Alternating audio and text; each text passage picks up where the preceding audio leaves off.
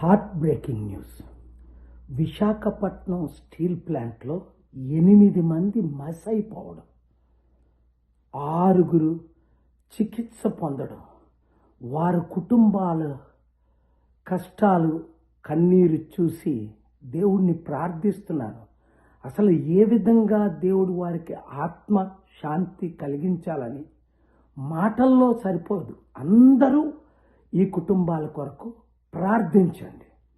మీ అందరికీ తెలుసు, Visakhapatnam steel plant కొరకు గత 5 సంవత్సరాలుగా నేను ఆంధ్రప్రదేశ్ హైకోర్టులో ఫైట్ చేసి 8 లక్షల కోట్ల స్టీల్ ప్లాంట్ని అమ్మకుండా ఆంధ్రప్రదేశ్ హైకోర్టులో చీఫ్ జస్టిస్ ముందు, జస్టిస్ నరేంద్ర గారి ముందు, జస్టిస్ శేషాయి గారి ముందు నేనే వాదనలు వినిపించి ఇప్పటికి కూడా అమ్మకుండా కాపాడుతున్నాను.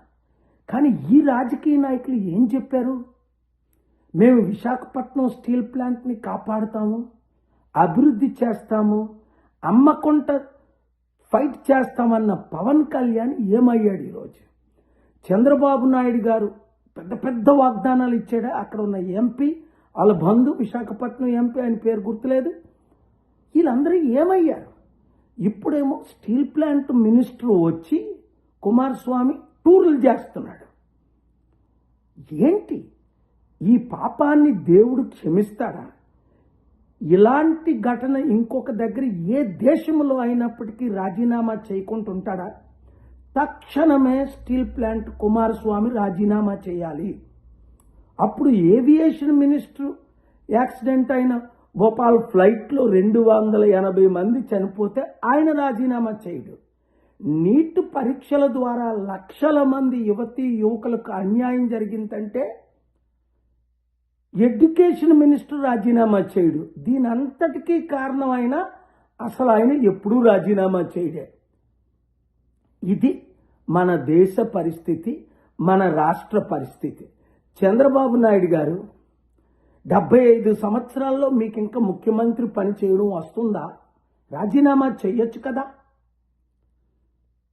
ఎందుకంటే రాష్ట్రాన్ని కాపాడలేని మీరు, ప్రజల్ని కాపాడలేని మీరు, ఇచ్చిన వాగ్దానాలు నెరవేర్చలేని మీరు, ఎవరైనా 6 వాగ్దానాల గురించి మాట్లాడితే నాలుకొస్తానంటారు.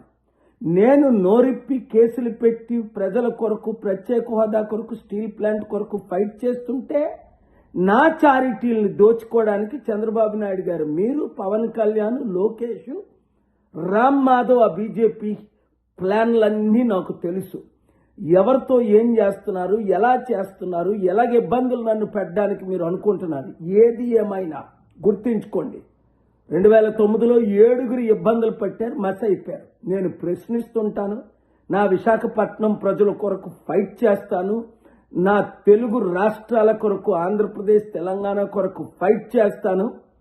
విశాఖ ఉక్కు ఆంధ్రుల హక్కు అని కనీస మర్యాద ఉంటే, గౌరవం ఉంటే వెంటనే ఈ చనిపోయిన 8 మందికి చంద్రబాబు నాయుడు గారు ₹1 కోటి ప్రకటించకండి, ఇవ్వండి, ఈరోజే ఇవ్వండి. లక్షల కోట్లు ఉన్నాయి కదా మీ దగ్గర, గవర్నమెంట్ తీస్తారా, మీ సొంత తీస్తారా? ఇచ్చి తీరండి.